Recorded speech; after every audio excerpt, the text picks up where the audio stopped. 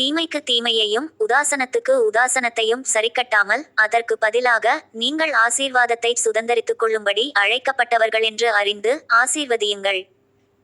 1 பேதுரு 3:9. ஆசீர்வதிப்பதால் ஆசீர்வதிக்கப்படுவோம். ஒரு வீட்டில் பிரவேசிக்கிறபோது இந்த வீட்டுக்குச் சமாதானம் உண்டாவதாகவென்று முதலாவது சொல்லுங்கள். சமாதான பாத்திரன் அங்கே இருந்தால் நீங்கள் கூறின சமாதானம் அவனிடத்தில் தங்கும், இல்லாதிருந்தால் அது உங்களிடத்திற்கு திரும்பி வரும். லூக்கா 10:6.